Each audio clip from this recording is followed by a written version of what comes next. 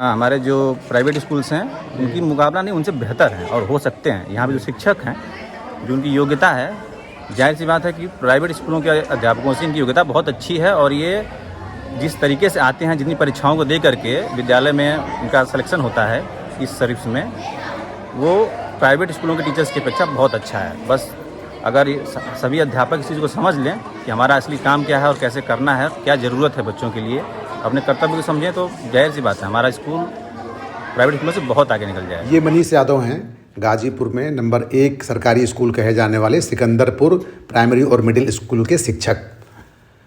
हम लोग जब सिकंदरपुर प्राइमरी स्कूल और मिडिल स्कूल को देखने गए तो पता चला कि वहाँ पे एक ऐसे शिक्षक हैं मनीष यादव नाम के, जो बीटेक करने के बाद केंद्रीय विद्यालय में पढ़ाते थे, बाद में फिर इस स्कूल में नियुक्त हुए। मनीष यादव के बारे में कहा जाता है कि वे स्कूल टाइम के बाद भी बच्चों को पढ़ाते हैं और उन्हें सारे बच्चों का नाम जुबानी याद रहता है। बच्चों में वो बेहद लोकप्रिय। तो जाहिर सी बात है कि एक स्कूल को सर्वोच्च पोजीशन दिलाने में शिक्षक की बड़ी भूमिका होती है। बिना डेडिकेटेड, समर्पित और शानदार शिक्षक के कोई स्कूल बड़ा नहीं होता। ग्राम प्रधान राजेश कुमार सिंह उर्फ गुड्डू भाई के साथ मनीष यादव की ये जोड़ी Sikandarpur primary school, middle school को नंबर 1 बनाने में बड़ी भूमिका निभाई है। हमने मनीष यादव से बातचीत की। तो मनीष जी, आपने बीटेक वगैरह किया हुआ है? जी जी। कहाँ से किया है?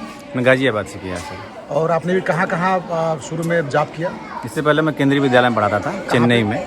चेन्नई में एक जगह है आवड़ी, वहाँ पे हैवी व्हीकल्स फैक्ट्री, उसके अंतर्गत एक केंद्रीय विद्यालय था, वहाँ पे मैंने पढ़ाया। अच्छा, तो आप यहाँ पे अपने गांव के पास जी जो है करीब? जी, पहले हमारा जो है पोस्टिंग हमारी हुई थी बिरनों में, फिर इंग्लिश मीडियम में टीचर्स यहाँ से वहाँ हुए। तो जैसे ये विद्यालय इंग्लिश मीडियम बना उस समय, तो हमने यहाँ के लिए फॉर्म भरा, तो हम यहाँ आ गए। तो आपके बारे में बताया जाता है कि आप क्लास 1 से लेकर 8 तक के बच्चों के बीच काफ़ी लोकप्रिय हैं जी, और ज़िले में भी काफ़ी लोकप्रिय आप माने जाते हैं। तो ये कैसे, माने ये डेडिकेशन है, आप शायद क्लास ख़त्म होने के बाद भी बच्चों को पढ़ाते हैं? हाँ सर, बिल्कुल। तो ये कैसे, ये इंस्पायर कैसे हुए, कितना हमको करना चाहिए बच्चों के लिए? देखिए सर, हम लोगों को जो ड्यूटी मिली है या जिस पद पे हम लोग हैं, इतना नोबल पद है ये कि अगर हम बच्चों के लिए जितना कर सकें वो कम है। इन्हीं की वजह से, बच्चों की वजह से ही हम लोग स्कूल में हैं आज। अगर बच्चे नहीं हैं, बच्चे अगर अच्छे नहीं हैं, बच्चों की बेहतरी के लिए हम काम नहीं कर सकते हैं, तो कोई मतलब नहीं हमारे यहाँ होने का।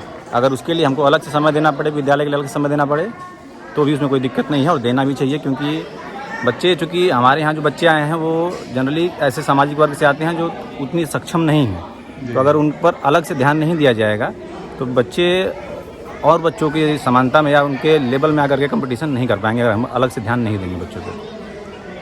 ये जो ग्राम प्रधान हैं जी, वो उनका स्कूल को लेके क्या रवैया रहता है, उनके बारे में आपकी क्या राय है? अब हम जहाँ तक बता सकते हैं तो इतना हेल्पफुल और इतने सहयोगी प्रधान तो हमको कहीं दिखते नहीं हैं। जितना इनका इन्वॉल्वमेंट है स्कूल के अंदर में चीज़ों को लेकर के कि क्या होना चाहिए, क्या नहीं होना चाहिए, क्या बेहतर है, क्या नहीं बेहतर है। आप स्वयं भी देख सकते हैं विद्यालय की व्यवस्थाएं, वो इन्हीं की देन है, जितनी अच्छी हैं।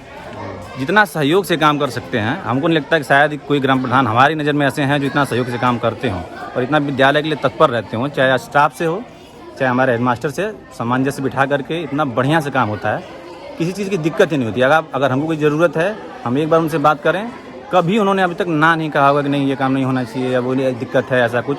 जहाँ से व्यवस्था करनी हो करते हैं और उस चीज़ को विद्यालय में लेकर के आते हैं। सुना है उनके बच्चे भी यहाँ पढ़ते हैं? जी, उनके बच्ची किस क्लास में है? कक्षा 4 में उनकी बच्ची है, आराध्या सिंह, वो पढ़ती है। हमारे विद्यालय में ये सौभाग्य ही है कि हमारे विद्यालय में स्टाफ पूरा है एकदम। अच्छा, कक्षाओं के साथ स्टाफ पूरा है, तो उसमें हमको समस्या नहीं होती। हर कक्षा में अध्यापक पूर्ण है हमारे लिए।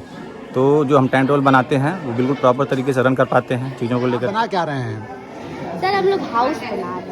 अच्छा, आप बताइए क्या बना रही हैं? हाउस है सर। हाउस है, तो इस हाउस में कॉन्सेप्ट क्या है? इसमें कुछ पेड़ पौधे भी दिख रहे हैं और ये इसके ऊपर छत भी है, तो थोड़ा समझाइए क्या है, ये क्या है इसके ऊपर? सर ये दूसरा मतलब मैं जैसे अच्छा, आप क्या बना रही हैं? सर वो लिख रही है, मतलब कर रही है। तो इसका मतलब है क्या, क्या यूज होगा इसका? यूज डस्टबिन है। ओके, आप लोग क्या बना रही हैं? स्कूल बना रही हैं, मैंने एक स्कूल में पढ़ रही हैं और फिर उसके अंदर एक स्कूल और बना रही हैं। बहुत बढ़िया।